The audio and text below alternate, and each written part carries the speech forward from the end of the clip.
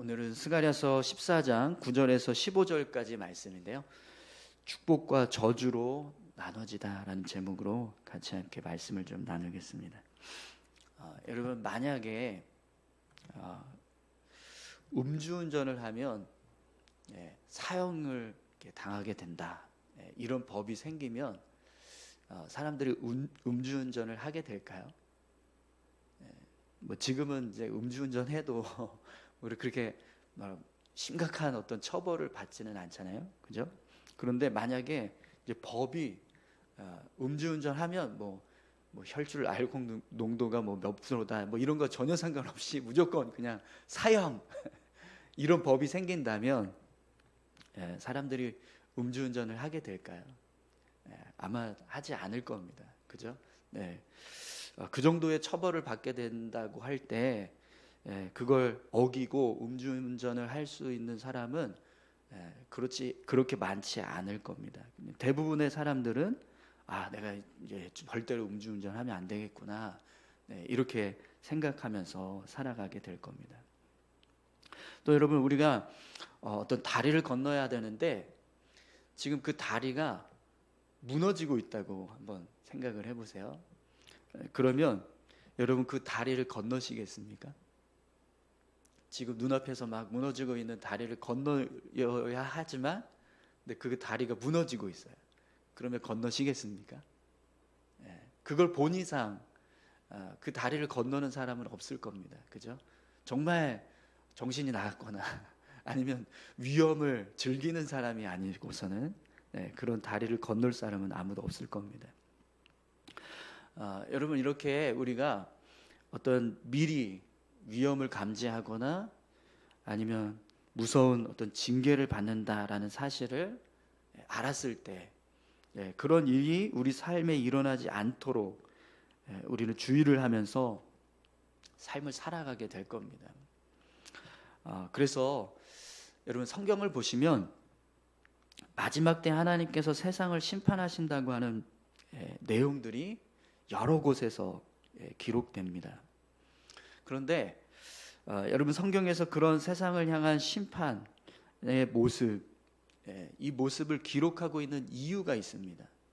그 이유는 그런 심판에 속하지 말고 안전한 삶을 살아라, 그런 심판 가운데 처하는 삶이 되지 말고 안전한 삶을 살 수 있도록 해라, 이런 경고의 의미가 담겨지게 됩니다.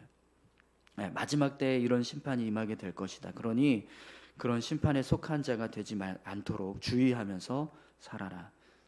이것이 성경에서 말씀하는 마지막 때 심판과 저주의 의미입니다.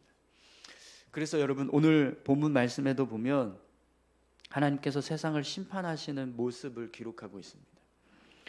여러분, 오늘 본문 12절에서 15절까지 말씀을 보면 하나님께서 예루살렘을 친 모든 백성에게 여호와께서 내리실 재앙은 이러하니라고 말씀이 시작됩니다. 이 말씀은 하나님으로부터 저주를 받게 될 사람들의 모습을 설명해 주고 있는 겁니다. 그들의 모습을 보시면 굉장히 끔찍합니다. 하나님께서 내리실 재앙의 모습이 아주 무섭고 끔찍한 재앙이 되는 것을 보게 돼요. 우리 12절에서 15절까지 말씀을 한번 보실까요? 예루살렘을 친 모든 백성에게 여호와께서 내리실 재앙은 이러하니 곧 섰을 때 그들의 살이 썩으며 그들의 눈동자가 눈구멍 속에서 썩으며 그들의 혀가 입속에서 썩을 것이요 그날에 여호와께서 그들을 크게 요란하게 하시니 피차 손으로 붙잡으며 피차 손을 들어 칠 것이며 유다도 예루살렘에서 싸우리니 이때 사방에 있는 이방 나라들의 보화 곧 금, 은과 의복이 심히 많이 모여질 것이요 또 말과 노새와 낙타와 나귀와 그 진에 있는 모든 가축에게 미칠 재앙도 그 재앙과 같으리라. 아멘. 지금 하나님께서 내리실 재앙의 모습을 보시면 굉장히 무섭습니다. 그들의 살이 썩으며 그들의 눈동자가 눈구멍 속에서 썩으며 그들의 혀가 입속에서 썩을 것이요. 마지막 때 하나님의 심판이 임해서 심판받는 사람들의 모습이 이런 모습이 된다고 말씀하시는 겁니다. 그날에 여호와께서 그들을 크게 요란하게 하시리니 피차 손으로 붙잡으며 피차 손을 들어 칠 것이며 말과 노새와 낙타와 나귀와 그 진에 있는 모든 가축에게 미칠 재앙도 그 재앙과 같으리라. 이렇게 말씀하고 있습니다. 분명 이 재앙의 모습은 굉장히 끔찍하고 무섭습니다. 그런데 오늘 본문 말씀을 보면 이런 재앙을 하나님께서 내리시겠다라고 말씀을 하세요. 12절 말씀에 보면 예루살렘을 친 모든 백성에게 여호와께서 내리실 재앙은 이러하니, 이렇게 말씀을 합니다. 이런 끔찍한 재앙을 하나님께서 내리실 것이다 라고 말씀하고 계시는 거죠. 그럼 여러분, 이런 끔찍한 재앙을 내리시는 하나님은 왜 이런 재앙을 내리시려고 하실까요? 하나님께서 불의하고 악하시기 때문에 이런 재앙을 내리시는 겁니까? 그렇지 않습니다. 그죠? 오히려 하나님은 선하신 분이세요. 그래서 하나님께서 이런 심판에 빠지지 않기를 바라시면서 이 말씀을 지금 성경에 기록하고 계시는 겁니다. 여러분, 우리가 살아가는데 누가 나를 미워하는 사람이 있다고 생각을 해보세요. 그러면 그 사람이 나를 때리고 싶어요. 그러면 나를 때리려고 할 때 어떻게 때릴까요? 내가 너 때린다, 피해라, 조심해라, 이렇게 말하고 때릴까요? 그러지 않죠. 정말 나를 미워하는 사람이라면 아무것도 모르고 있을 때, 아주 무방비 상태가 됐을 때, 그때 와서 딱 때릴 겁니다. 그죠? 그것처럼 여러분, 마지막 때에 이런 하나님의 심판과 재앙을 내리시겠다라고 말씀하시는 이 모습은 하나님께서 불의하거나 악하시기 때문이 아니라 선하시기 때문에 주시는 말씀인 겁니다. 이 말씀을 통해서 이런 심판과 재앙이 임하니까 그런 심판과 재앙에 빠지지 않도록 주의하라. 그래서 성경에서 이런 심판과 재앙의 말씀을 기록하고 계시는 거예요. 그러니까 하나님은 우리가 이런 심판에 빠지길 원하시지 않습니다. 이런 재앙이 우리 가운데 내려지기를 원하시지 않는다라는 거죠. 오히려 이런 재앙으로부터 피해하라. 이런 심판으로부터 벗어나라. 이게 성경에서 기록하고 있는 심판과 저주 말씀의 목적이라는 거예요. 그래서 여러분, 오늘 본문 말씀도 보시면 하나님께서 저주와 심판의 모습만 말씀하시는 것이 아니라 축복의 모습도 함께 말씀하고 계십니다. 여러분, 9절에서 11절까지 말씀을 한번 보시죠. 여호와께서 천하의 왕이 되시리니 그날에는 여호와께서 홀로 한 분이실 것이요 그의 이름이 홀로 하나이실 것이라. 온 땅이 아라바같이 되되 게바에서 예루살렘 남쪽 림몬까지 이를 것이며 예루살렘이 높이 들려 그 본처에 있으리니 베냐민 문에서부터 천문 자리와 성 모퉁이 문까지 또 하나넬 망다에서부터 왕의 포도주 짜는 곳까지라. 사람이 그 가운데에 살며 다시는 저주가 있지 아니하리니 예루살렘이 평안히 서리로다. 아멘. 여러분, 이 말씀은 분명 하나님께서 마지막 때 행하실 축복의 말씀입니다. 그리고 하나님의 백성들에게 내려질 그런 축복의 모습이 되는 거예요. 이 모습을 한번 보시겠어요? 하나님의 나라가 임하고 하나님께서 세상을 통치하시는데 이 세상의 통치자로서의 하나님의 모습은 유일하신 통치자가 되실 것이다, 이렇게 말씀을 합니다.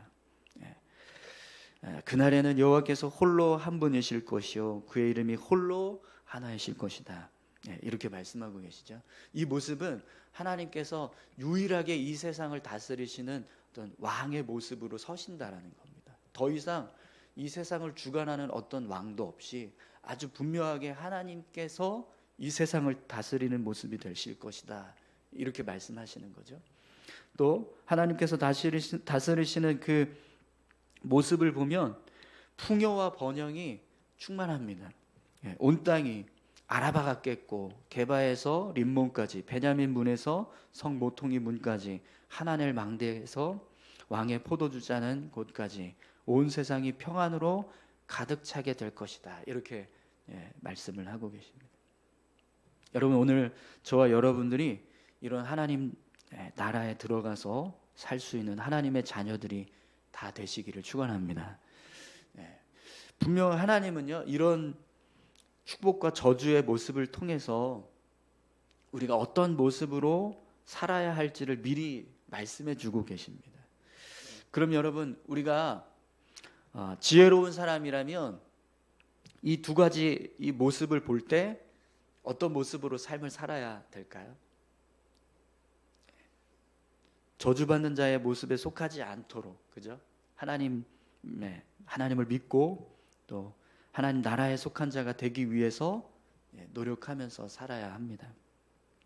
그런데 그렇게 삶을 살아가려면 우선 어떤 일을 해야 되냐면, 오늘 본문에서 말씀하고 있는 이 일들이 실제로 이루어지게 될 것이다라는 사실을 믿어야 합니다.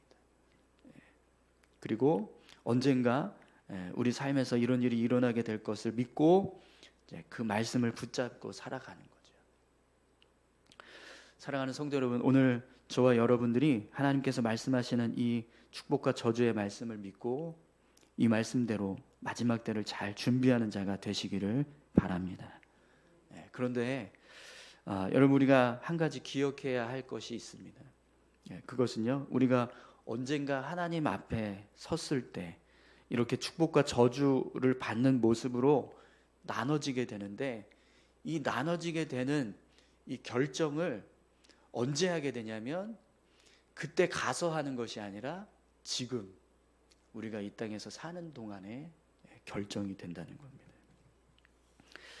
데살로니가 후서 1장 5절에서 10절에 보면 이런 말씀이 있습니다. 이는 하나님의 공의로운 심판의 표요 너희로 하여금 하나님의 나라에 합당한 자로 여김을 받게 하려 함이니 그 나라를 위하여 너희가 또한 고난을 받느니라.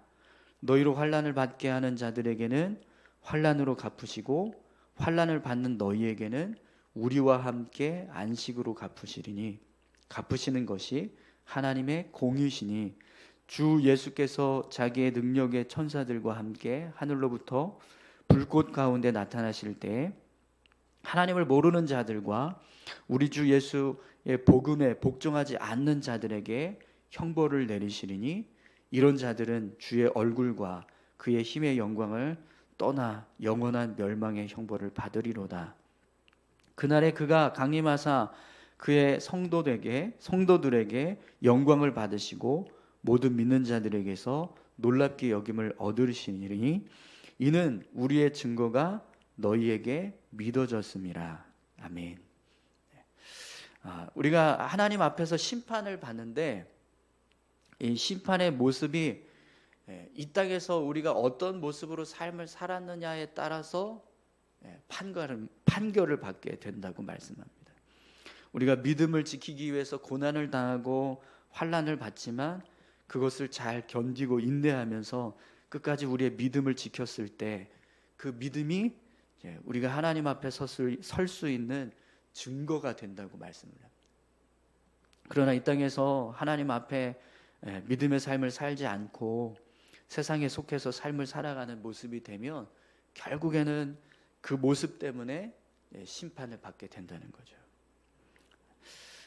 여러분, 우리 삶이 정말 하나님 앞에서 축복과 저주의 모습으로 나눠지게 된다는 것, 이걸 기억하고 지금 이 순간 우리가 믿음의 삶을 온전하게 살아가기 위해서 힘써야 될 줄로 믿습니다. 그러기 위해서 여러분 예수 믿으십시오. 예수 믿으시죠? 예수 믿고 구원받는 것, 그것만이 우리가 하나님 앞에서 축복을 받을 수 있는 유일한 길인 줄 믿습니다. 그리고 그 축복된 삶을 살기 위해서 하나님의 자녀로서의 삶을 온전하게 살아가야 합니다. 그것이 오늘 우리가 하나님 앞에 섰을 때 이런 저주 가운데 서는 것이 아니라 축복을 받는 모습으로 서게 될 줄 믿습니다. 오늘 저와 여러분들의 삶이요, 그렇게 예수 믿는 자로 또 예수님과 함께 동행하는 그런 믿음의 삶을 통해서 하나님 앞에 온전히 서는 그런 복된 삶이 되시기를 축원합니다. 우리 같이 함께 기도하실까요? 성경을 보면 이렇게 저주와 심판에 관한 말씀도 있고 또 축복과 복된 어떤 삶의 모습으로 우리가 살아가게 될 것을 말씀하시는 모습도 있습니다. 이 모습들을 우리가 계속해서 보면서 삶을 살아가는데 이 말씀을 그냥 흘려버리고 그냥 세상에 속해서 살아가는 것이 아니라 이 말씀을 믿고 이 말씀이 언젠가 우리 삶 가운데 우리에게 주어질 말씀임을 기억하면서 우리가 이 땅에서 믿음의 삶을 온전하게 살아갈 수 있기를 소망합니다. 하나님, 매일매일의 삶이 우리의 믿음을 세우고 우리의 신앙을 온전하게 세울 수 있는 삶이 되게 하셔서 언젠가 하나님 앞에 우리가 섰을 때 하나님 부끄러운 모습으로 서는 것이 아니라 복된 모습으로 설 수 있도록 우리를 붙들어 주시옵소서. 우리 이렇게 같이 함께 기도하길 원합니다. 함께 기도하시겠습니다. 하나님 아버지 감사합니다. 하나님, 우리의 삶을 주님 주장하시고 우리를 인도하고 계시는 줄 믿습니다. 언젠가